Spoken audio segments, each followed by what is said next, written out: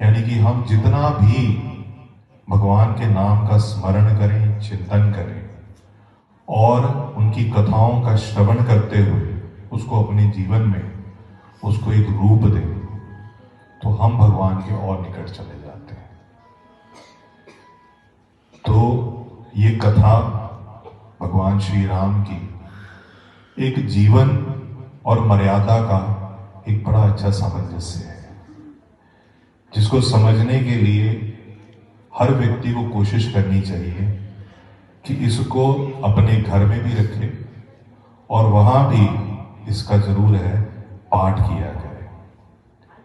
देखिए, जब हम भगवान श्री राम की बात करते हैं, भगवान विष्णु के अवतार हैं, और उनके जीवन की बात करते हैं तो उसमें मर्यादाएं हैं। आज भगवान श्री राम की जो मर्यादा है उनको मर्यादा पुरुषोत्तम कहा जाता है।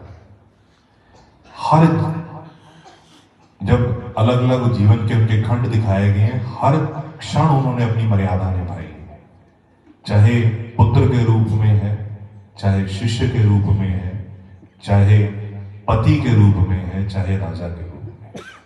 उन्होंने एक अपनी मर्यादा रखी।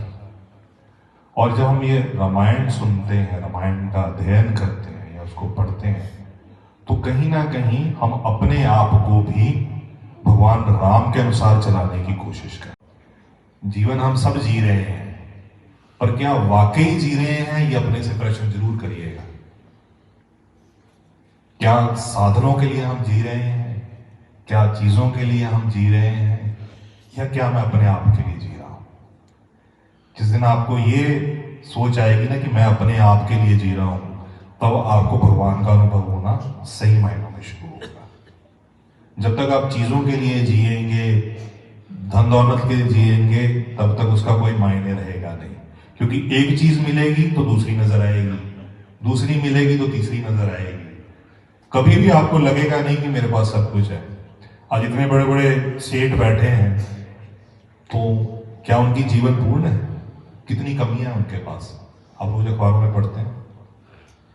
किसी के पास अरबों खरबों हैं, तब भी वो कंगाल है। क्यों? क्योंकि उसके पास माया तो है, पर ना उसके पास प्रेम है, ना शांति है, ना एक सेंस ऑफ सिक्योरिटी है। वो हमेशा डरा हुआ है। और जिसके पास भगवान होते हैं, जिसके पास उनकी करुणा होती है, उनकी दया होती है, वो बहुत धनवान होता है।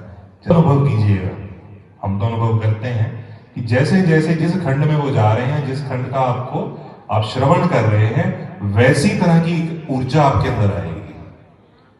और ये तभी आएगी अगर मन लगा के सुन रहे हैं, यानी कि मानसिक रूप से यही होंगे। क्योंकि जब तक हम मानसिक रूप से यहां नहीं है, तब तक हम कथा का श्रवण नहीं कर रहे। रामायण में यही है, इसकी रामायण की खूबसूरती यही है कि जितना प्रेम पूर्वक इसे सुनेंगे, जितना शांतिमय होकर सुनेंगे, उतनी ही आप अपनी हर कष्ट, हर चिंता को भूल जाएंगे। आज वो बड़ा अच्छा देवी जी जो कथा सुना रहे थे, तो केवट का जो आया, तो अगर आप उसको अनुभव करें तो आपको समय नहीं लूंगा, क्योंकि कथा का भी समय है। तो बाबा नकोददास जी के चरणों में फिर से यही प्रार्थना है कि आपके जीवन को सफल करें, आप सभी को अपना आशीर्वाद दें। और आज लोहड़ी का दिन है, लोहड़ी की आप सभी को बहुत बहुत बधाई। और ईश्वर से यही प्रार्थना है कि आपके ऊपर अपनी कृपा बनाए रखें।